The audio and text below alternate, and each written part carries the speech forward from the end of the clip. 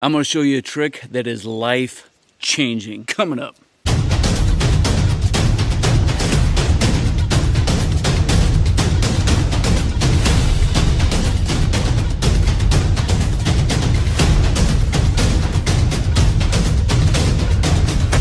Welcome to the channel, friends. Man, as always, man, I am stoked to see you. So I'm coming at you again out here in the middle of the forest. I guess I don't know exactly where I'm at, but it's all good. I know how to get back to where I need to get to. So I do want to show you how to set up a ridge line for an emergency shelter using a trucker's hitch. But it's not just any ordinary trucker's hitch, because you know, most of the time when we start doing trucker's hitch, we start wasting knots and ropes and all kinds of stuff, and I like to be able to reuse and take back what I have, as opposed to having to throw stuff away and figure stuff out and just getting all frustrated with the knots and everything else that I can't get undone without a set of pliers. And then I start using scissors and knives and axes and torches and everything else, and I just start giving up. Right, so for this particular ridgeline, I'm going to use some natural fiber. I do have a bowline on one end. Super comes in handy, right? As I don't have to worry about tying a clove hitch or anything around a larger tree. I can just run it through. So I'm going to run from this tree off to my left, your right, over to this one. Right, and so anytime you're making any kind of shelter out here in the wild, always make sure that you look up. Make sure you don't have any widow makers, any kind of large branches that's going to come down on top of your noggin and take you out. I mean, you can go ahead and knock down some of these guys. It's not a big deal if you do or don't. Some guys like to, some guys don't. Kind of makes it easier to work around sometimes. So I'm going to take my bowline end of the rope, and I'll reach around. I'm going to put this about, chest level.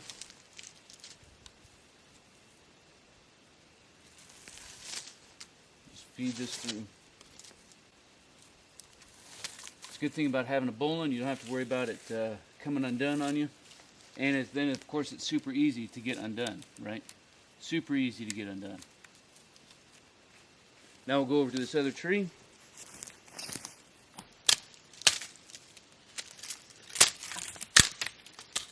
So when I come over to my other tree, I'm just going to reach around,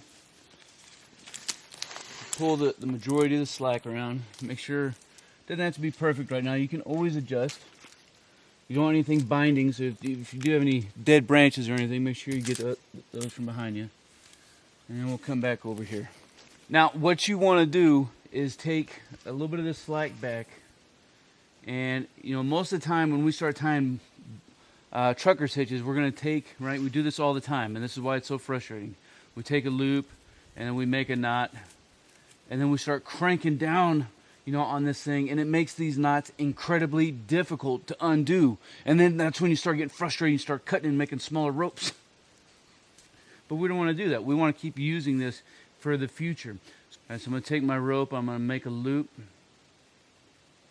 and I'm going to cross it back over, and then I can pull it tight. Let's get a closer look. All right, so take a rope,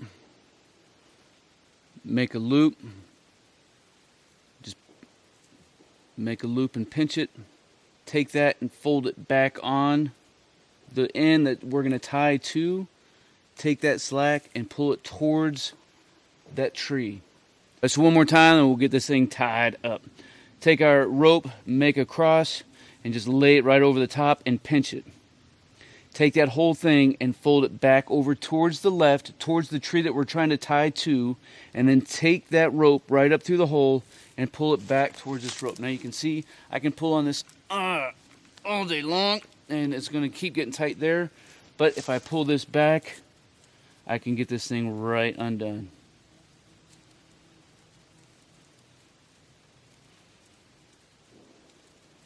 Bam.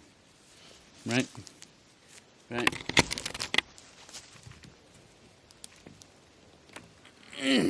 That's nice and tight. Finish tying this trucker's hitch.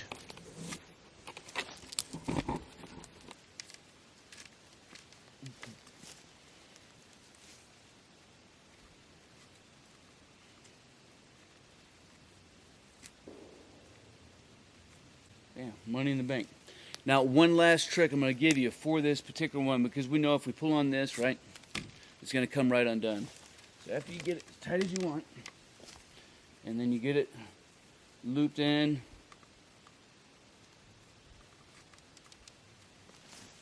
take your working end and feed it up through this hole.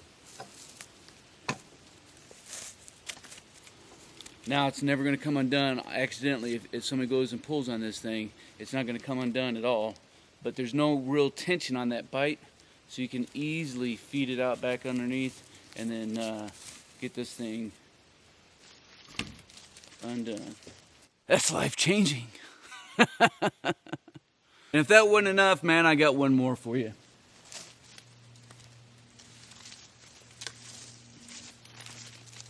Too many times I think we just don't know how to coil ropes.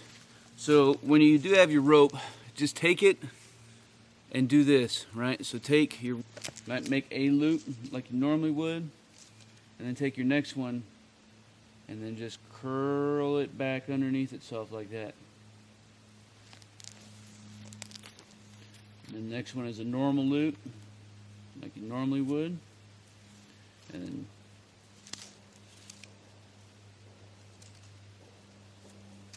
next one is a curl underneath. Next one is a normal loop. This came off the very end of a spool, so it's acting a little funky on me. And that's why we want to get this thing wrapped up nice and good.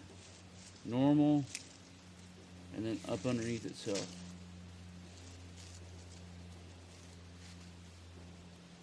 Normal, back up underneath itself.